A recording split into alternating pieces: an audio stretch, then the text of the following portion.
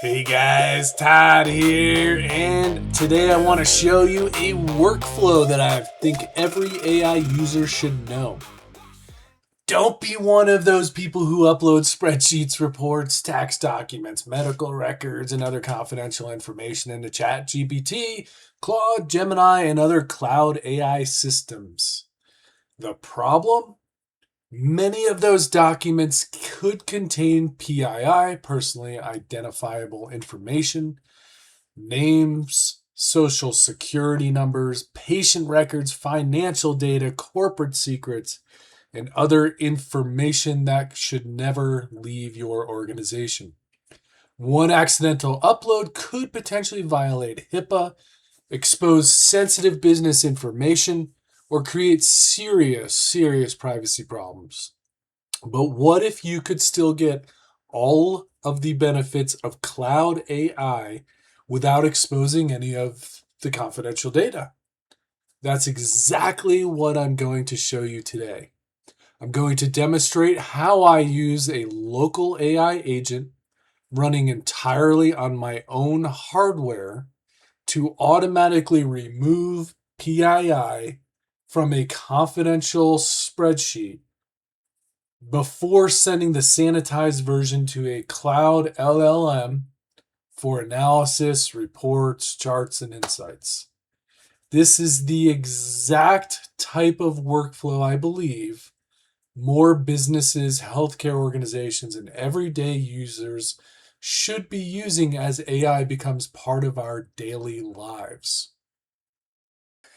Let's be honest, cloud AI is absolutely incredible. Many people already know that you can enter a prompt into that chatbot prompt box and receive a fast answer about almost anything. But did you know you can also drag and drop a file into those boxes?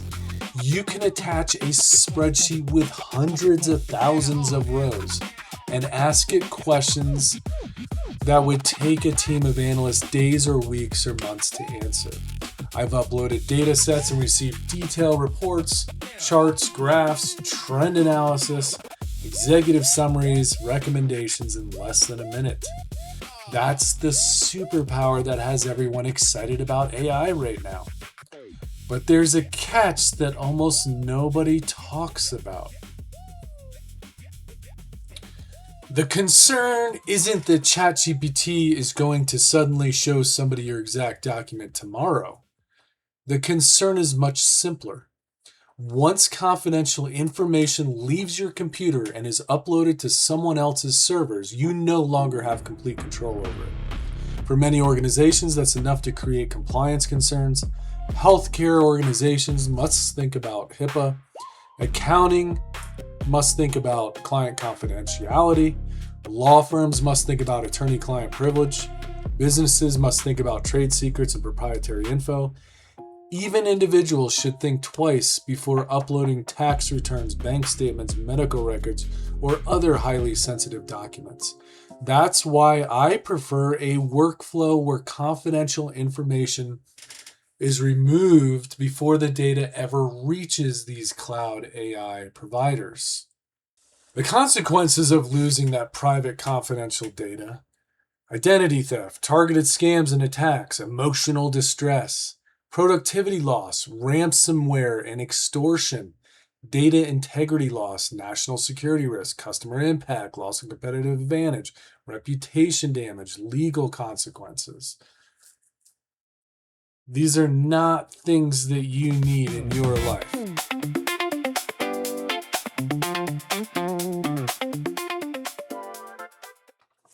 By the way, if you like what you're learning about here today, I have looked everywhere on Google, YouTube for real world use cases, examples of how people are using AI in their workflows. And I have not found anything as good as I have found on the AI Salon. It's run by this awesome dude named Kyle Shannon and his producer Brandon, and it's really the whole entire community of people is awesome. It's free. I would sign up. The website is thesalon.ai, And I've seen things like somebody showing their workflow on like how to design a mobile app, design it, create it, get it on the Apple Store for sale for 99 cents, and like the entire workflow. It's an incredible community. I would go there after this video.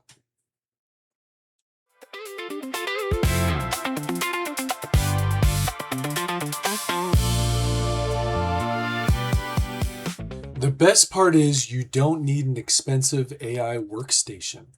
I'm running this on a standard MacBook Air with 16 gigabytes of memory and an old Ubuntu laptop that most people would probably have thrown away. Now you might be thinking, that sounds great, Todd, but don't I need some giant AI server sitting in my basement dragging on the energy grid? Actually, no. One of the biggest misconceptions about local AI is that you need expensive hardware. The machine I'm using is just a MacBook Air with 16 gigabytes of memory, nothing exotic. And that 16 gigabytes of memory, I think why a lot of people are going with MacBooks and Mac Minis, that unified memory means that you can use 16 gigabytes of GPU on that. For my AI agent, I'm using an old Ubuntu laptop because it won't even run Windows. It's over a decade old. It has a very old Celeron processor. I don't know if you guys remember that 12 years ago. Those were like the budget-friendly Intel processors. Still running. And I have upgraded to an SSD hard drive with 8 gigs of RAM. Yet it still works perfectly for this workflow. For the language model itself, I'm running free open source models through Ollama. My favorites right now are Qwen and Gemma. Specifically, if you're 16 and under like me, the Qwen 3.59B and the Gemma 4E4B, both of which are surprisingly well on this modest hardware. The important thing isn't having the most powerful computer. The important thing is that the data never leaves your network while it's being cleaned and sanitized. Let's go.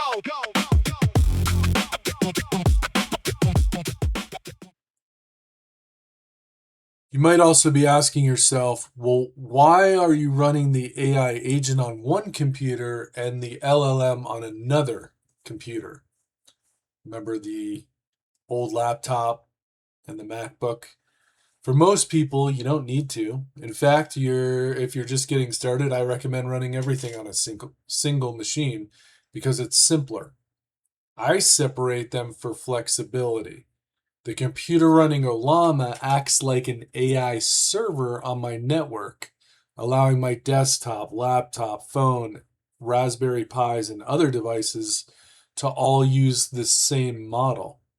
It also lets me experiment with different AI agents without having to reinstall or reconfigure the LLM. But again, this setup is optional. One computer is perfectly fine for most people. Let's go. Okay, so for the workflow, step one, we want to take that spreadsheet with the confidential data. We're going to give that to OpenCode, and we could have chosen Hermes agent or OpenClaw, but I went with OpenCode because it leans more toward coding, whereas the other two are more general AI agents. And so, it's similar to Manus, Windsurf, or Cursor in the cloud. And so it's the open source version. And so what I'm going to do is I'm going to upload that spreadsheet and provide it a prompt that tells it to strip out the confidential data for us. I mean, can you imagine doing that on your own in Excel? You'd have to say anywhere, like just creating the formulas, I think would take hours to do that.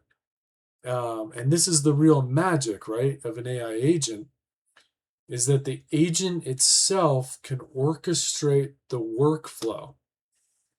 But we'll talk about that. So here is my prompt. And I like to write my prompts in just a generic text file. On Windows, it's Notepad, or on a Mac. So to just create these text files so that you don't have to go back and say, oh no, where was that prompt that I entered in that prompt box at some point, and try to sift through and find it. You have them all organized. I have them organized in a folder structure based on my project. So here it is. I don't know if you're reading it, but basically we are telling it, go ahead and strip out column B, column C, column G, column S, last names, first names, social security numbers, and change the patient names, because the patient names could be tied back to the patient if they have the same last name. But we do want to maintain, are they a friend, a grandparent, a spouse, a child? And so that's good information to have for looking at trends. So here it is. We're in OpenCode.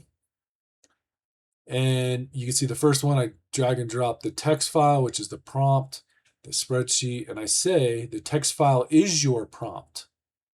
So you could do that. You don't have to always type something in that box. It can refer to that text file. So it's going through, it's in concert with the LLM, which is on my network. That's doing the thinking for it. This is using the tools.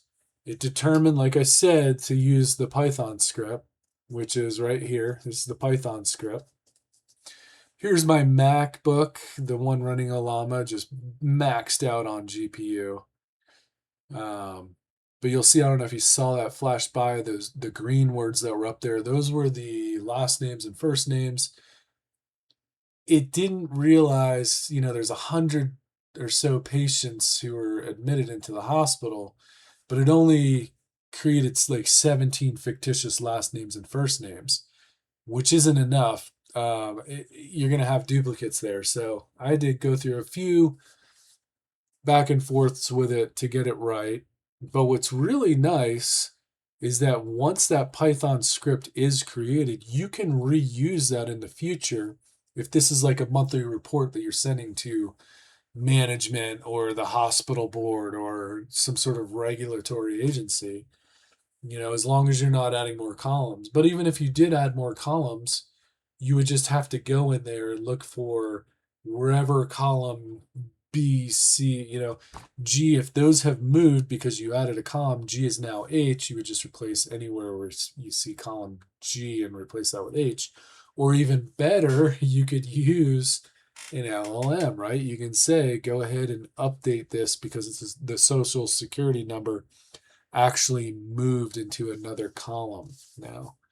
So here's the spreadsheet now that I like. I'm like, okay, here it is. This looks great. It's anonymized. And you can see right here, anonymized.py. That's the Python script.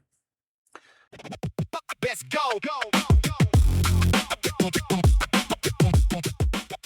So I'm pretending I emailed this file to myself. I'm the one who's receiving it now. It's been stripped of all its PII. And now I want to do something with it. So this is like the management, or someone who wants to keep and see how the hospital is performing for the month. And I was very vague here. So just based on this data, do you see any patterns or trends that are significant? I could have asked it very specific questions. An example would be, show me a difference between whether males or females, the gender, who's receiving more medications, or which doctor's dispensing more. But let's just see what it does, right? And so here it is. It shows you the medications, the dosages, the days. So on Wednesday, there's more medications being given out, almost double than Friday. Why is that? That might ask you another question. Is there a particular doctor that's working on that day or not? Here's the full moon. So the moon phases, which is another thing, right? Male, female, the moon phases. So just by giving it a date, the amazing thing about AI is that it knew that that date, what day of the week it was, what the moon phase was. Here's the doctors and the nurses who's giving out more. It even knows if there was a holiday, right? Was it Christmas and maybe somebody was depressed, or I don't know how that would affect the pain medication, but the AI knows so much more than humans could think of that, obviously, but just based on the data that you're giving it, there could be a lot more things that it can find. All right.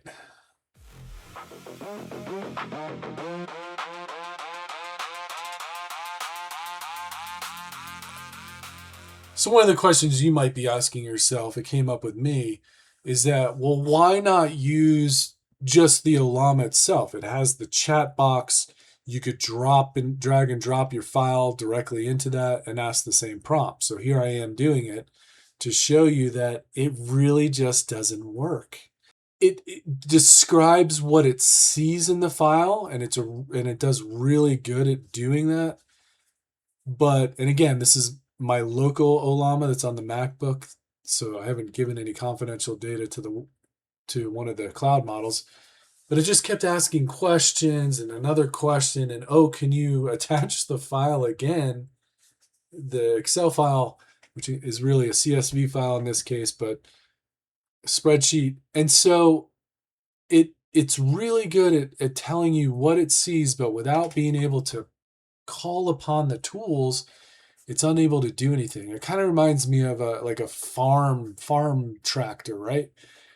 The tractor is the LLM, but you still need that operator. You still need someone to drive and operate that machine. And so the agent is the one who has the hands or the claws, right? Because everyone talks about claws when it comes to agents. And so you need both of them working together.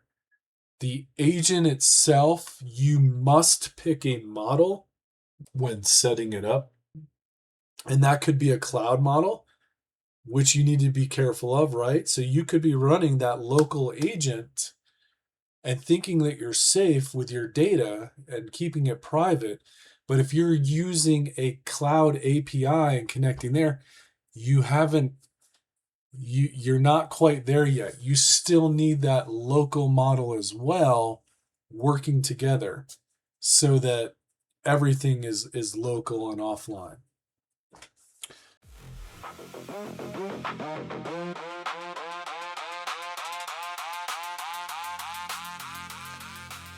At this point, you might be asking yourself, wait a minute, Todd, if we've already cleaned the spreadsheet using a local AI model, why not just do the analysis locally too?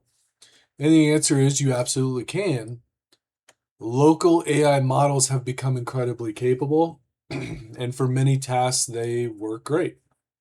However, cloud models like ChatGPT, Claude, Gemini generally have stronger reasoning abilities, larger context windows, and access to more computing power than most people can run at home. Management teams also tend to prefer the simplicity and familiarity of cloud AI tools because they can quickly generate the reports, charts, graphs, and recommendations through a simple web interface that they may be familiar with. So rather than replacing cloud AI, this workflow makes it safer to use. The local AI acts as the privacy layer. The cloud AI acts as the analysis engine. Together, you get the best of both worlds.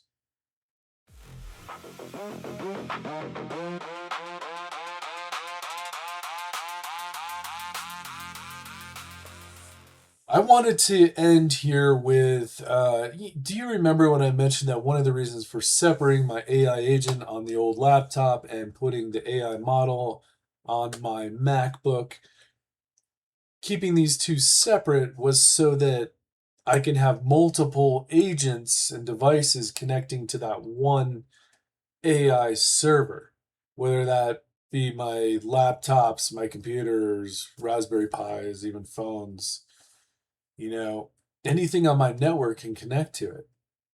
Let's pause for a moment on that because it may have just sort of said, yeah, okay, cool.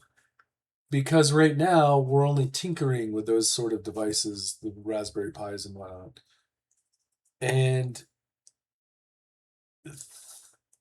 think about you are now serving intelligence to anything with an IP address on your network.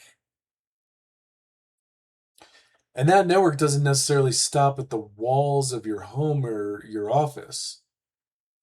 Technologies like Tailscale's Mesh VPN can securely extend your network across the internet, allowing your devices to access your AI server even when they're connected through cellular or completely different Wi-Fi networks, like at the coffee shop or when you're in the office connecting back to your home, or maybe your home connecting back to the office server.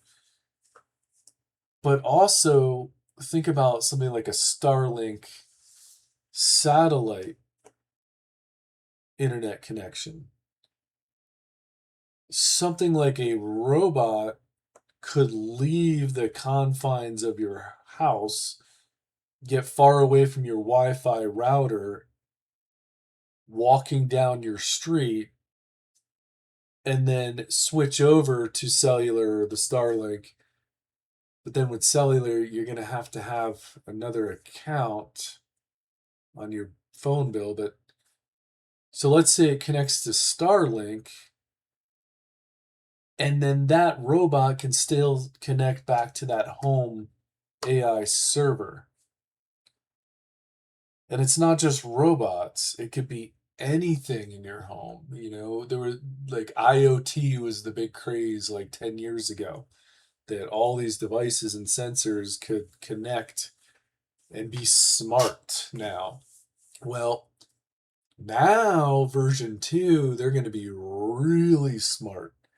And so I don't know if the GEs and the Whirlpools and whoever, the Rainbird sprinklers, if they're starting to consider that future where they need to start putting the software, the agent software on their devices so that those devices, and they'll have a Wi-Fi card, can connect to your AI server. And that's where they're going to get their intelligence from. So, home automation systems, appliances, security cameras, smart TVs, thermostats, smart glasses, watches, hearing aids, vehicles, environmental sensors like a sprinkler system, trying to react to the weather. If it's going to rain tomorrow, well, then why water the yard today?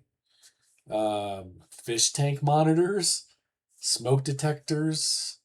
I saw on the news there was somebody invented a dog collar translator that can translate the dog's noises and barks into understandable language. So if you speak English or Spanish, it'll translate what they're trying to say to you into your language that you speak. And so all of these devices that are going to be in your network, which could be that Mesh VPN network, not just your home, can all connect to that local AI server. We're still in the early days, but it's not hard to imagine a future where every connected device can tap into intelligence on demand, especially when you have satellites covering the entire planet. Think about that.